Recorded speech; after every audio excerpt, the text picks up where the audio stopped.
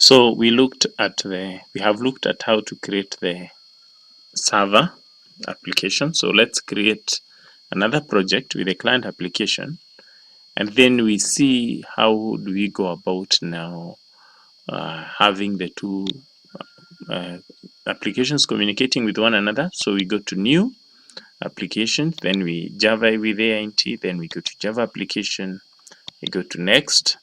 So here we call it client application. So a Java client applications, here we call it my client. Remember, that's what we call it on the notes. So that would be my client.java. So we go to finish.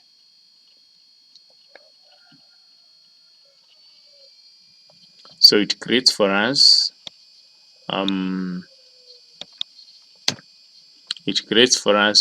this my client's application. So we go to the main method, and from here just like what we did. So let's try our try and catch block. Remember that we're going to be dealing with stream objects. So the try and catch block will always have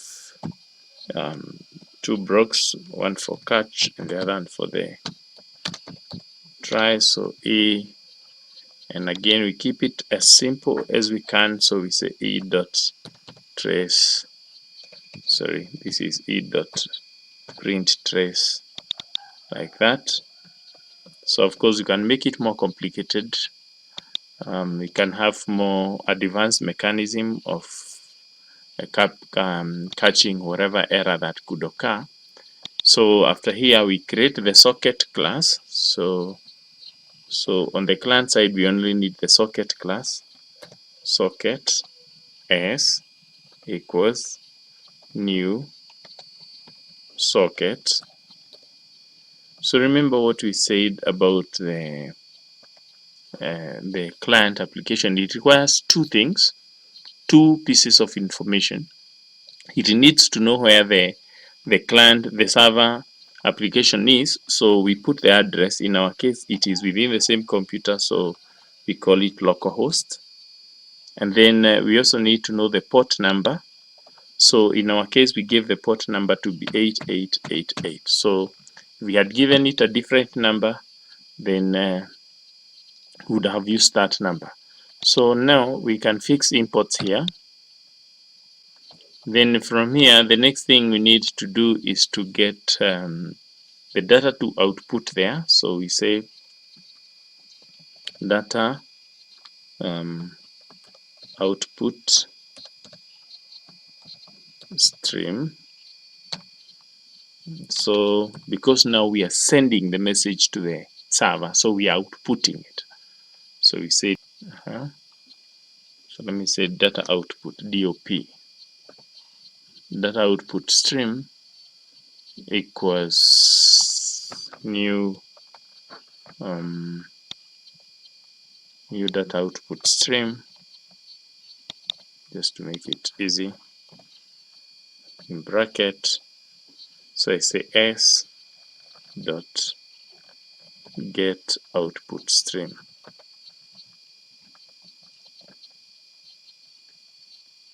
S dot get.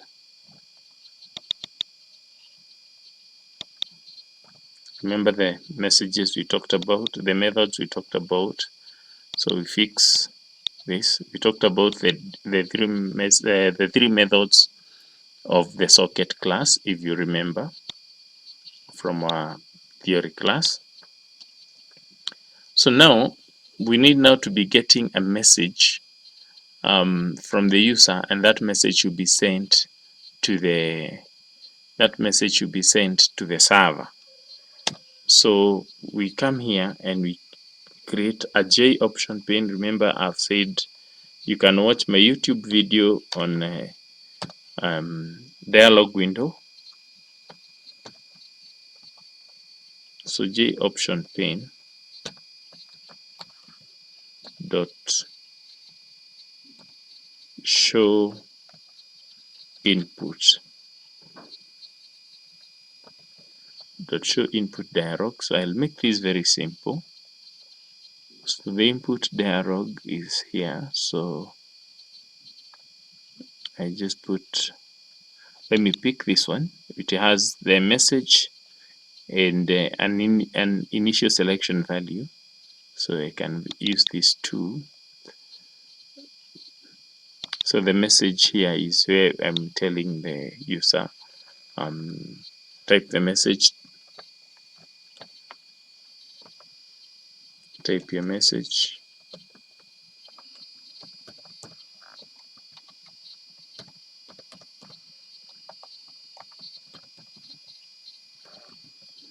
And then the input value here, I can just simply use hello. Again, I'm saying if you want to learn more on JOption Pen, please view my YouTube video on that.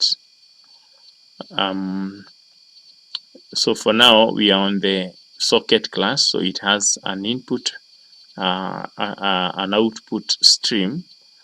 So what you're going to do is that we say DOP dot write UTF,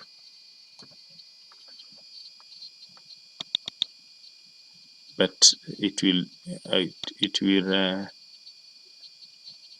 okay, sorry. So let me come back here, and I want to declare a string object, string message, and I will equate that message to our input dialog. So when I come here, I'll pick this message here, and then it is what will be outputted out there. Okay, it's what will be sent out. Then we'll say DOP dot flash. So is to make sure whatever was sent to be sent has been sent to the destination, and then from there we can close our socket as dot close. Okay. Good, we can go back to our server class, and I think we had not closed our server socket. So here we also say ss.close. So we have two projects here. We have one called client application, and we have another one called server app here. Okay, server and client app. Okay, so one has the my client.java, and the other one has my server.java. Those are two different applications, two different classes in different projects. So we're going to run both of them, and then we see what happens. So if we run the client application first,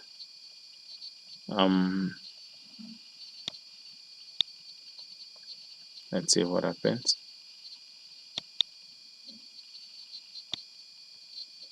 It runs and gives us an error message. Why? It gives us an error message because it's trying to connect to a server application that is not running, so it is not yet created. So what we do, we should start running the server first, because the server is the one that will keep listening to a client, and once the client connects to it, then it will connect with it. So we go to the server application and we run it. So we run the server application, and then the server will keep waiting. So if we now come and run the client application now, let me click run. So the client application comes with a message. You can see what we said. It will have type your message. So on the JOption input dialog, we have type your message, which is the message that we are sending.